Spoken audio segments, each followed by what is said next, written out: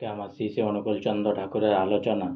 এরপর কিছুদিন কেষ্টদার বাড়িতে হয়েছিল ঠাকুরমার জন্য নতুন দালান বানানো হচ্ছিল। তার পেছনে কেষ্টদার বাড়ি ছিল। সম্বিতার মা সুধাদির পরিচালনায় আনন্দবাজার চলত। ঠাকুরমার বাড়ির উত্তরের দিক গেট দিয়ে বেরোলে প্রথমে ডান দিকে এক ফালি রাস্তা চলে গেছে দুই ভাগ হয়ে।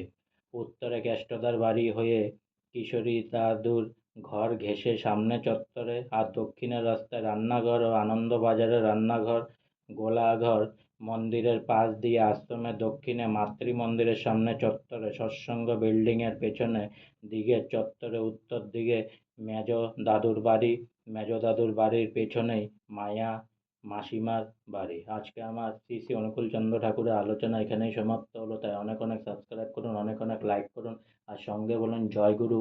আর সবাই সবাই ভালো থাকুন, সবাই সুস্থ থাকুন, সবাই খুশিতে থাকুন, আর পারলে নিজের সামর্থ্য মতন সবাইকে হেল্প করতে যান।